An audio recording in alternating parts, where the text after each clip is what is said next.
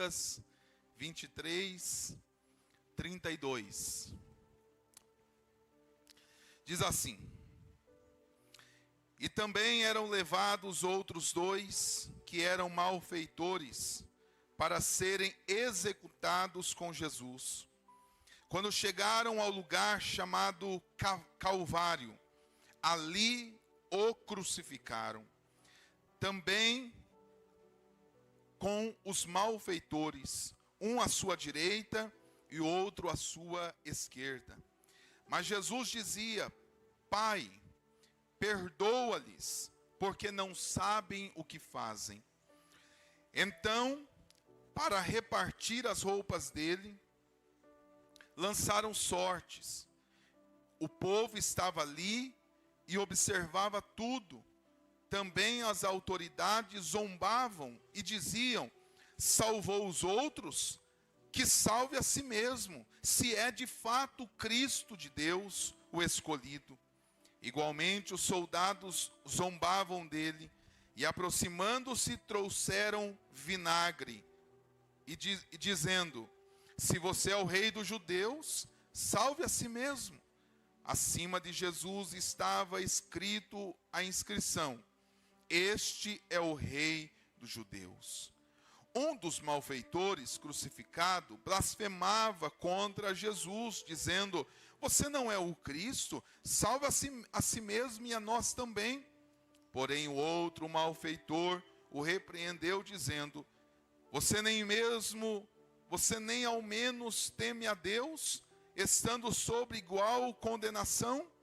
A nossa punição é justa, porque estamos recebendo o castigo que os nossos atos merecem, mas este não fez mal nenhum. E acrescentou: Jesus, lembre-se de mim quando entrares no teu reino. E Jesus respondeu: em verdade lhe digo, que hoje mesmo estarás comigo no paraíso. Pai querido, a tua palavra foi lida, Pai, fala conosco agora, Senhor. Em nome de Jesus, que o Senhor repreenda toda distração, todo mal, Senhor, e que nós possamos nos compenetrar, Pai, na tua palavra. Assim, Senhor, seremos edificados por ela, em nome de Jesus. Amém.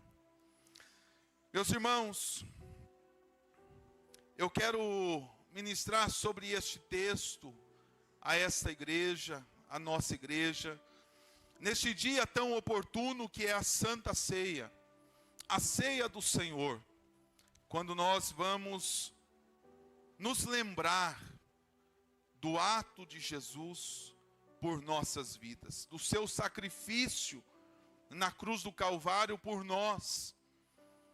O Senhor Jesus nos dá esta ordenança: todas as vezes que beberdes, façam isto em memória de mim. Todas as vezes que comerdes o pão, façam isto em memória de mim. Então, meus amados, nós temos esta incumbência, esta responsabilidade de, ao participarmos da ceia do Senhor Jesus, possamos nos lembrar do seu sacrifício. Nós precisamos orar por curas, nós precisamos orar por libertação, nós precisamos buscar uma bênção, um milagre de Deus. Nós precisamos buscar por uma porta aberta, e Deus faz tudo isso para nós. Deus faz tudo isso para nós. Mas todos os meses nos voltamos à centralidade do Evangelho, que se Jesus não fizer os milagres, mesmo sabendo que Ele faz estes milagres, mas se Ele não fizer, Ele já fez na cruz do Calvário pelas nossas vidas. Ali Ele demonstrou o seu amor, nos salvando de nossos pecados, nos salvando das nossas transgressões. Nós éramos inimigos de Deus, mas na cruz o Senhor Jesus pagou um alto preço para que hoje nós venhamos a ser livres na sua presença. A cruz, ela nos salva, meus irmãos. A cruz nos salva. Eu vou ler aqui uma história para ilustrar isso. Uma história de um nadador. Ele tinha o costume de, todas as vezes, ele era um professor de natação de um grande clube. E todas as vezes ele ia na piscina e ele molhava a ponta do pé, do dedo do seu pé naquela piscina, para se certificar ali, talvez, da temperatura da água, ou da água da piscina. E todas as vezes ele fazia isso. Até que os alunos perguntaram: por que você vem aqui e molha a ponta do seu dedo do pé na água? Por que esse comportamento antes de mergulhar? E ele deu risada e ele foi contar uma história. Ele respondeu dizendo: olha, alguns anos atrás, eu ensinava a nadar e a saltar do trampolim. Certa noite, eu não conseguia dormir e fui até a piscina para nadar um pouco. Não acendi a luz. A lua brilhava através do teto do vidro do clube, iluminava aquele clube. Quando eu estava naquele trampolim, a uma altura muito grande, eu vi a sombra da parede na frente. Com os braços abertos, a minha imagem formava uma cruz. A sombra lá na parede formava uma cruz. E em vez de saltar, eu fiquei ali parado, contemplando aquela imagem na parede, daquela cruz. E ainda ele continuou: nesse momento eu pensei na cruz de Cristo e no seu significado. Eu não era um cristão, mas quando criança aprendi que Jesus tinha morrido na cruz para nos salvar pelo seu precioso sangue. Naquele momento, as palavras daquele ensinamento, quando eu era criança, vieram à minha mente e me fizeram recordar do que eu havia aprendido sobre a morte de Jesus. Não sei quanto tempo eu fiquei ali parado com os braços abertos, estendidos. Finalmente, eu desci do trampolim, não quis pular e fui até a escada para mergulhar na água. Desci a escada e meus pés tocaram num piso duro e liso, no fundo da piscina. Haviam esvaziado a piscina e eu não tinha percebido. Tremi-me todo e senti um calafrio na espinha. Se eu tivesse saltado, seria o meu último salto. Emocionado, ele continuou dizendo: naquela noite, a imagem da cruz na parede salvou a minha vida. Fiquei tão agradecido a Deus que me ajoelhei na beira da piscina, confessei os meus pecados e me entreguei a Ele. Consciente de que foi exatamente uma cruz que Jesus morreu para me salvar. Naquela noite, eu fui salvo 2 vezes. Para nunca mais me esquecer, sempre que vou até a piscina, eu molho o meu dedão do pé antes para ver se tem água lá. Que história, né, amados? A qual aquele nadador foi salvo pela cruz. E a cruz, ela nos salva. Ela sim, Jesus Cristo morreu na cruz do Calvário para nos salvar. A Bíblia diz que Jesus veio cumprir este mandamento, esta missão, para vir à terra, para morrer na cruz do Calvário por nós. Ele foi levado àquele monte chamado a Caveira, lá no Gólgota. E lá no Gólgota, colocaram o nosso Jesus Cristo numa madeira. E ali o fixaram aquela cruz com os pregos. Os cravos perfuraram suas mãos. Os cravos perfuraram os seus pés. o colocaram uma coroa de espinhos sobre a sua cabeça, e com uma cana bateram na sua cabeça. Tudo isso Jesus passou por nós. Deus, o verbo vivo, o verbo encarnado, se humilhou para estar ali, para pagar o preço do meu e do teu pecado. Jesus Cristo, meu amado, naquela caveira, no Monte Gólgota, ali ele sofreu, padeceu naquela cruz, porque a Bíblia diz que maldito é o homem que fosse pendurado na cruz, e ele se fez maldito.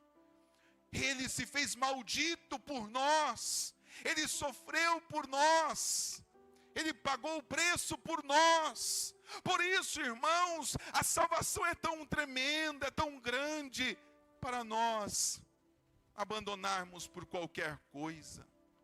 Olha o que Jesus fez por mim e por você.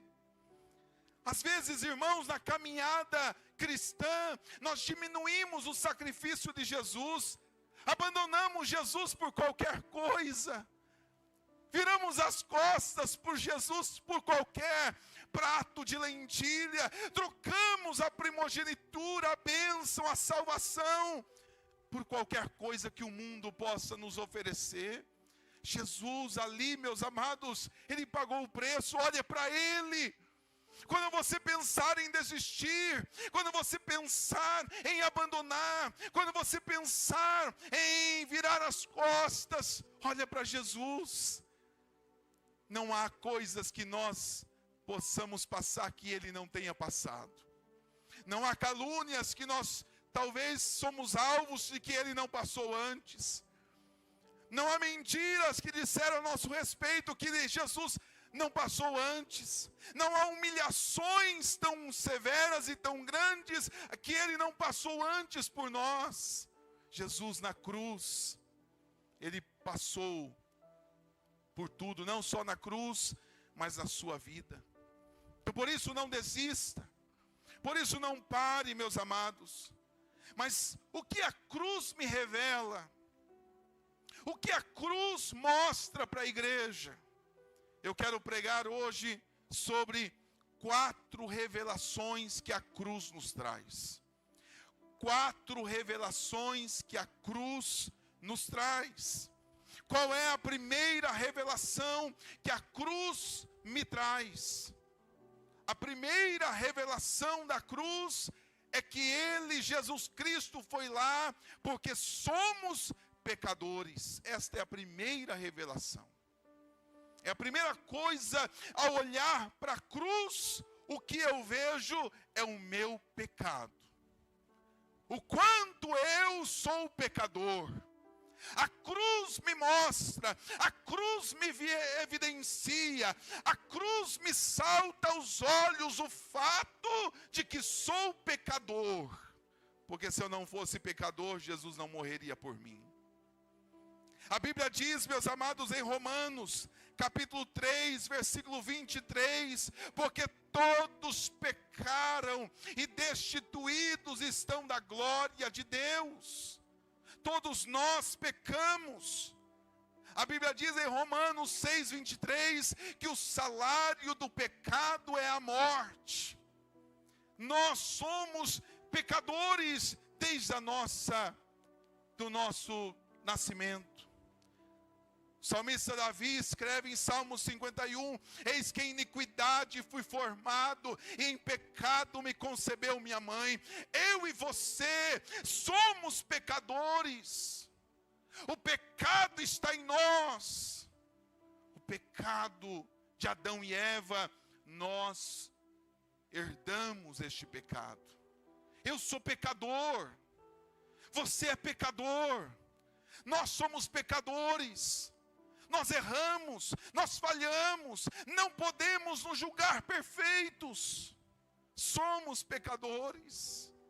Ao olhar para a cruz, eu vejo quanto eu sou um terrivelmente pecador. O pecado me vem a meu coração. o quanto eu sou falho, o quanto eu sou miserável, o quanto eu não mereço a bondade e o amor de Deus pela minha vida. Há pessoas que se julgam perfeitas, há pessoas que se julgam acima dos outros. Nós precisamos olhar para a ceia e ver o quanto nós somos pecadores. Olhar para dentro de nós, irmãos, e vermos que nós não merecia a bondade de Deus, o favor de Deus. O apóstolo João teve que lidar com uma pauta lá no primeiro século. Alguns estavam espalhando uma heresia, dizendo que nós não nascemos com a semente do pecado, que nós não somos pecadores. Hoje existe uma religião que prega isso também. O espiritismo kardecista fala que o ser humano não é pecador em sua essência. O apóstolo João, ele, para refutar esta heresia, escreve na primeira epístola de João, no capítulo de número 1, versículo de número 8, diz: se dissermos que não temos pecado nenhum, a nós mesmos enganamos, e a verdade não está em nós. Se nós dissermos que não temos pecado, nós nos enganamos a nós mesmos, e a verdade não está em nós. Eclesiastes diz que não há um homem justo na face da terra, que sempre faça o bem e que nunca erre. Não existe um só homem na face da terra que seja perfeito. Somente Jesus Cristo era. Então a cruz me mostra que eu sou pecador, e esta mensagem, irmãos, ela precisa me constranger. Esta palavra, esta primeira coisa que a cruz me traz, de que eu sou pecador, isto deve, amados, fazer com que eu me envergonhe, com que eu me humilhe, com que eu verdadeiramente diga: perdoa-me, Senhor, porque sou pecador. Tem misericórdia de mim, não sou digno, Senhor, como aquele publicano no templo, que se humilhou dizendo: eu não sou digno, Senhor, não sou digno, tem misericórdia da minha vida. Meus irmãos, nós precisamos reconhecer esta verdade, que nós somos pecadores e nascemos em pecado, recebendo a herança de Adão e Eva.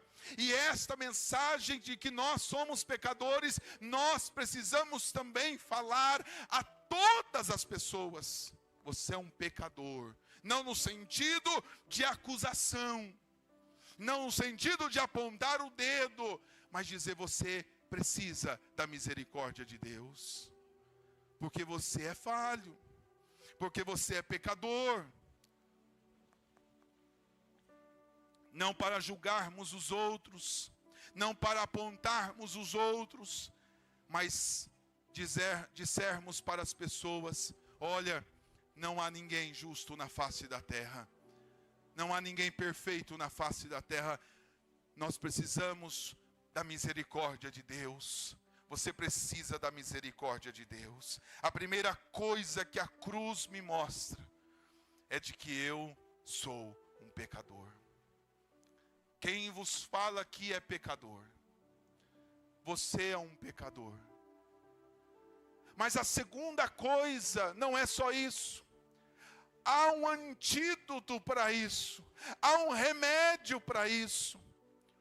Há uma solução para este estado pecaminoso que somos.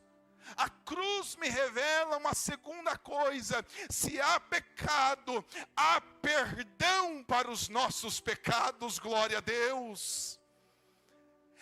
A cruz me mostra que ali eu sou um pecador, mas eu continuo dizendo: Senhor, obrigado, porque o Senhor está fazendo na cruz para me perdoar dos meus pecados.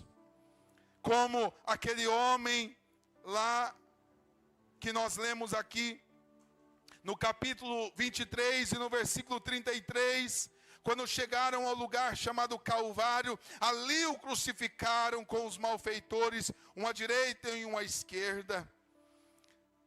Mas olha só, um deles disse para eles: salva, Senhor, salva-me a mim, lembra-te de mim, Senhor. Então, há perdão para os nossos pecados. O diabo é quem nos acusa e que diz que não temos perdão. O diabo é quem acha e vai nos confrontar, nos acusar, porque ele é o acusador. Ele é o acusador. E ele vai tentar nos humilhar com os nossos pecados. Mas quando eu olho a cruz do Calvário, eu vejo que há solução para o meu pecado. Há um perdão para os meus pecados. Ali Jesus morreu por nós. Em 1 João, capítulo de número 2, versículo de número 1, o apóstolo João diz assim: meus filhinhos, escrevo a vocês estas coisas, para que vocês não pequem. Mas se porventura alguém pecar, temos um advogado junto ao Pai, Jesus Cristo o justo. Ele é a propiciação pelos nossos pecados. Ele é o pagamento pelos nossos pecados. E não somente pelos nossos, mas também pelos do mundo inteiro. Louvado seja o nome do Senhor. Aqui no capítulo 1, no versículo 9, diz: se confessarmos os nossos pecados, Ele é fiel e justo para nos perdoar dos nossos pecados e nos purificar de toda injustiça, em nome do Senhor Jesus. Por isso, amados, se nós somos pecadores, a cruz me mostra que há um antídoto para isso, há um livramento para isso, há um remédio para isso, o sangue de Jesus Cristo. Por isso eu posso chegar diante de Jesus e dizer: me perdoa, Senhor, tem misericórdia de mim. E o Deus Pai verá o que o Deus Filho fez na cruz e apagará os seus pecados e lançará no mar do esquecimento, para nunca mais trazer à tona os nossos pecados. Glória a Deus. O diabo talvez diz: mas você era isso, mas você era aquilo, mas você fazia isso, como fez com Saulo. Saulo perseguia a igreja, Saulo matava os discípulos, Saulo matava os cristãos. O diabo vinha contra Saulo e dizia: mas você fez isso, mas você fez aquilo outro. Amados, mas a Bíblia diz: a graça do Senhor, ela nos basta, porque o seu poder nos aperfeiçoa em nossa fraqueza. Glória a Deus. Não importa o que você fez, não importa qual foi a sua vida pregressa, não importa quantos pecados você cometeu. Eu estou pregando que Jesus Cristo, Ele foi ali naquela cruz para perdoar os nossos pecados e nunca mais lançar em nosso rosto. Aleluia, você está livre. Martinho Lutero diz que um dos seus livros, ele diz que ele teve uma visão e que o diabo apareceu para ele com uma lista enorme dos seus pecados. E dizia: Lutero, você quer reformar a igreja, mas você é um pecador. Olha aqui os pecados que você cometeu. Ele viu aquela lista gigantesca, ele leu todos. Ele devolveu ao diabo e disse: mas escreve na última linha aí, que o sangue de Jesus me purifica de todo o pecado e lança no mar do esquecimento. Ninguém mais pode te jogar em rosto, porque você é perdoado, você é perdoada. Somos lavados e redimidos pelo sangue de Jesus. Glória a Deus. Aleluia. Aleluia. A Bíblia fala, meus irmãos, em Lucas capítulo 15, sobre um moço que saiu da casa do pai. e foi fazer tudo o que foi fazer longe. Gastou toda a sua herança com coisas que o mundo gostava. Mas quando ele chegou na casa do pai de novo, todo sujo, envergonhado, reconhecendo o seu estado de pecador, quando ele chega na casa do pai, o pai não pergunta mais nada, o pai vai e o abraça. O pai manda matar um novilho novo para fazer uma festa. O pai diz: vamos dar um banho em você, vamos colocar o anel no seu dedo, colocar, os teus pés estão aí, ó, grossos aí, sem nada, vamos colocar uma sandália nova, vamos restituir as tuas vestes. É isso que Jesus fez pela sua vida, é isso que Jesus pode fazer por mim e por você. Quando somos pecadores ou cometemos algum pecado, nós chegamos diante do Senhor, humilhados, envergonhados e arrependidos. O Senhor nos dá um banho de sua graça, Ele nos devolve o seu Espírito Santo e nos dá a alegria da salvação. Glória a Deus. Receba o perdão de Deus agora, em nome do Senhor Jesus. Receba o perdão do Senhor na sua vida. Eis o Cordeiro de Deus, que tira o pecado do mundo. Jesus Cristo, Ele nos perdoa na cruz. Mas há uma terceira coisa que a cruz me revela. A cruz me revela o meu estado de pecador. Mas a cruz me revela também o perdão para este pecado. E a cruz me revela a terceira coisa, o paraíso. A Bíblia diz que quando Jesus perdoou aquele homem, malfeitor, ladrão, que estava do seu lado e confessou os seus pecados, Jesus disse para ele no versículo de número 43, em verdade, eu te digo, hoje mesmo estarás comigo no paraíso. Se Jesus tem perdão para as nossas vidas, para aqueles arrependidos, para aqueles convertidos em Jesus, para aqueles que abandonam o pecado, porque a Bíblia diz em Provérbios 28:13, aquele que confessa e deixa, alcança a misericórdia. É preciso abandonar o pecado. O arrependimento, ele vem com uma mudança de postura. O arrependimento não é um remorso, apenas uma tristeza momentânea e logo eu vou novamente. Não, o arrependimento ele é verdadeiro, ele é uma transformação. Então, abandone também o seu pecado. E este homem recebeu o perdão de Deus, porque há perdão para as nossas vidas. Não há pecado que Jesus não possa perdoar. Não há fraqueza que Jesus não possa dar uma outra oportunidade, uma outra chance. E a palavra de Deus diz que aos convertidos, aos arrependidos, aos que recebem este perdão, o Senhor tem um paraíso para nós. Glória a Deus. Por isso a Bíblia diz, meus irmãos, diz assim: quem crê em mim, ainda que esteja morto, viverá. Glória a Deus. Por isso, meus amados, há um paraíso para as nossas vidas, há um céu que o Senhor está preparando para nós. Olha que tremenda palavra, em João capítulo 14.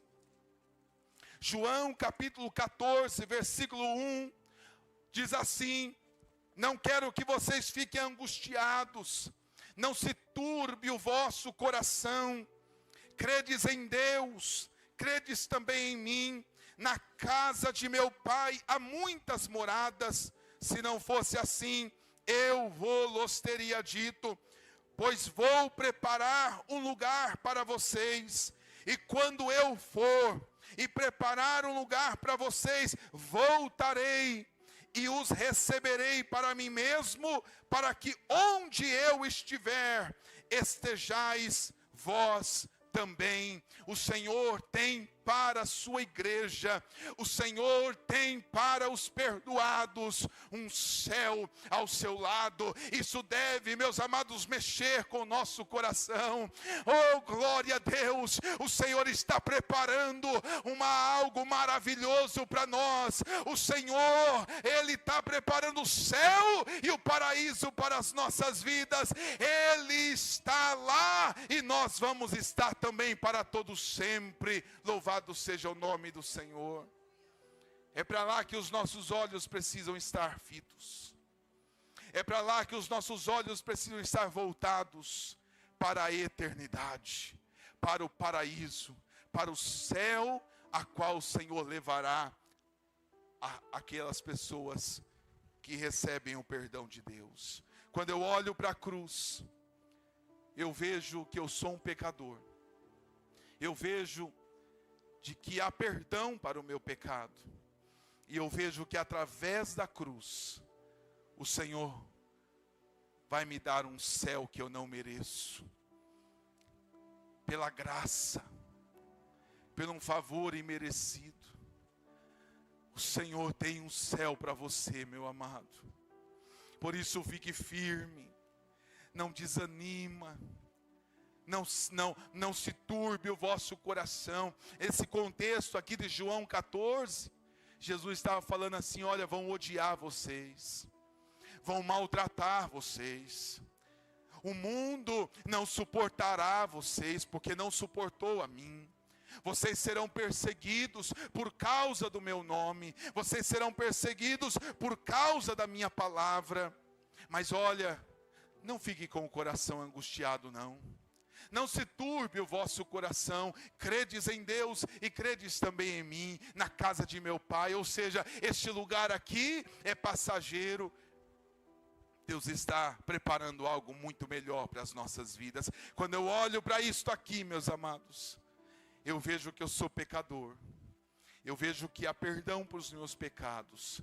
E eu vejo que através da cruz, do seu sacrifício, Ele garante a salvação, os céus e o paraíso para todos nós. Glória a Deus. A quarta coisa que a cruz me revela, além do fato de eu ser um pecador, além do fato de eu receber este perdão, além do fato de Deus nos oferecer o paraíso, dando gratuitamente a salvação para nós. A quarta coisa que a cruz me mostra, quando eu olho para a cruz, eu vejo um amor incondicional. Um amor incondicional. A Bíblia diz que Deus nos amou sendo nós ainda pecadores. A Bíblia diz, meus irmãos, que para morrer na cruz, Jesus abandonou e deixou tudo: o céu, a adoração dos anjos, deixou o poder, os atributos divinos, muito embora Ele é 100% Deus e 100% homem, mas a Bíblia diz que Ele esvaziou-se a si mesmo, tomando forma de homem, humilhando-se a si mesmo. Lá em Filipenses capítulo 2, versículo 5, Paulo vai dizer para a igreja que haja em vós o mesmo sentimento que houve também em Cristo Jesus, que não teve por usurpação ser igual a Deus, mas esvaziou-se a si mesmo, tomando a forma de homem, e achado na forma de servo, humilhou-se a si mesmo, sendo obediente até a morte, e morte de cruz. Este sentimento que houve em Jesus deve estar em nós também, na sua igreja.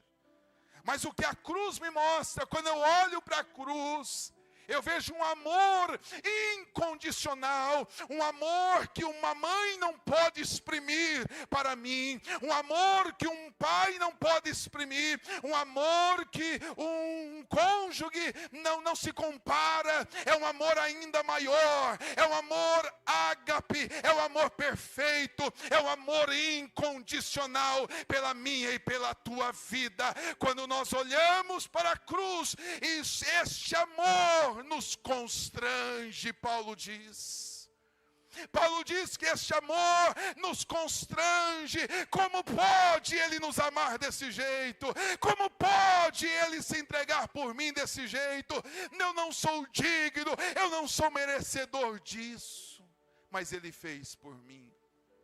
Quando um dia eu estava falando com uma jovem no gabinete pastoral, e falando sobre a graça, ela com um cabelo punk, meio punk azul, pink, né? Pink azul. Ela colocou as duas pernas assim na mesa, assim na minha sala. Pôs uma perna, cruzou a outra e falou: fala aí, pastor. E eu falei sobre a graça com ela. Eu falei que Jesus a amava. Eu falei: pode seu pai não te entender, pode sua mãe não te entender, pode o seu namorado fazer isso, pode acontecer o que, mas eu quero dizer para você que há um Jesus que te ama incondicional. Mas eu não quero este amor, ela disse. Mas não importa se você não quer, Ele te ama, porque Ele morreu na cruz por você, Ele se entregou na cruz pela sua vida. E o que eu tenho que fazer, pastor? Eu disse: apenas aceitar a Ele como teu Salvador. Mas eu não preciso fazer isso, eu não preciso fazer aquilo. Eu falei: não, você não precisa fazer nada, você precisa apenas se arrepender e aceitar este amor de Jesus. Mas eu fiz tanta coisa errada. Eu falei: não importa o que você fez, Jesus pode perdoar, porque Ele te ama. Ela falou: não faz sentido isso. Eu falei: a graça não faz sentido. Não tem lógica isso. Eu falei: a graça não tem lógica. Ele te ama incondicionalmente. Basta você se humilhar e reconhecer que Ele é o teu Salvador. E o resto, deixa Ele fazer. O resto, as outras coisas, deixa Ele mover no teu coração. Deixa o Espírito Santo agir no teu coração. As outras coisas é com Ele.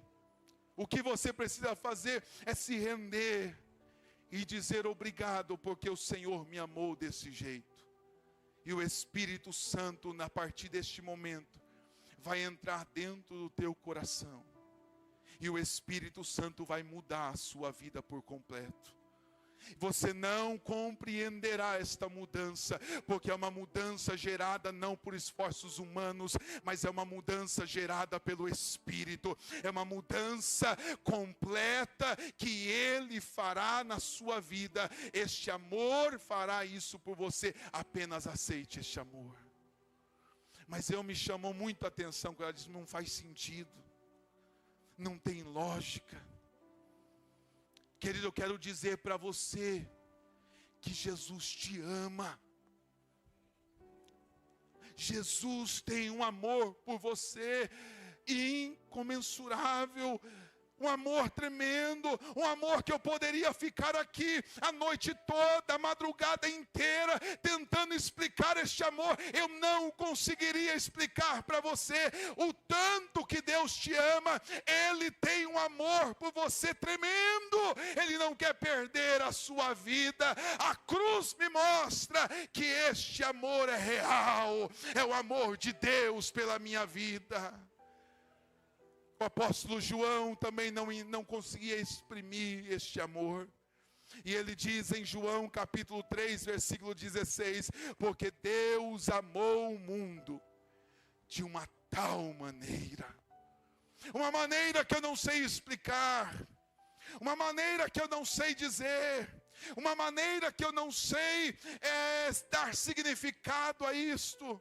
Uma maneira que eu não consigo falar e explicar é de uma tal forma, é de uma maneira sobre-humana, na verdade sobrenatural. Eu quero dizer para você, meu amado irmão e irmã, Jesus ama você. Jesus te ama. Quantas pessoas que estão feridas, machucadas, talvez porque não recebem o amor de um pai, não recebem o amor de uma mãe, não recebem o amor do cônjuge, não recebem o amor de um filho, e se sentem feridos em sua identidade. Mas eu quero dizer para você, meu amado, Jesus ama você de uma tal maneira, a ponto de se entregar na cruz pela sua vida e sua alma. Aleluias.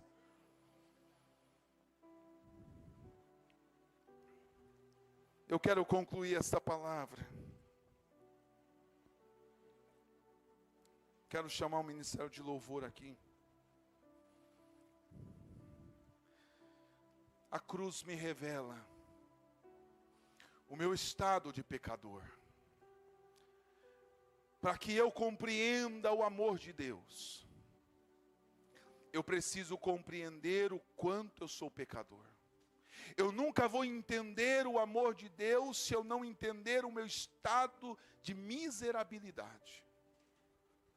O que esta geração da igreja está pecando é falar do amor de Deus sem falar do quanto o homem é pecador.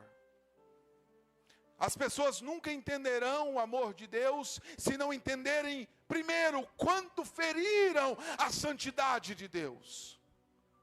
Nós nunca entenderemos primeiro o amor de Deus se não entendermos primeiro o quanto nós ferimos a santidade de Deus em nossos pecados e delitos. Para que uma pessoa verdadeiramente se arrependa e receba este amor e entenda este amor minimamente, é preciso entender que ela não é digna. Quando a cruz me vem à mente, eu entendo que eu sou pecador. Mas eu não me deixo ser escravizado por isso, porque a cruz me revela que há perdão pelos nossos pecados. A cruz me revela que não há um fim com a morte, há um paraíso para nós. Há o céu para a tua e para a minha vida. E a cruz me revela um amor incomensurável. Um amor imensurável. Um amor incondicional. A ponto dele deixar a sua glória. A ponto dele deixar os céus. E vir na terra morrer por nós. O amor de Deus. Eu quero dizer para você, meu amado, que Deus quer perdoar os seus pecados. Que Ele quer te levar para o céu. E que Ele ama você. Por isso, quando nós ceamos, nós nos lembramos disso. E nós voltamos à centralidade do Evangelho. Da cruz de Cristo, da cruz do nosso Senhor e Salvador Jesus Cristo. Fiquemos de pé, amados.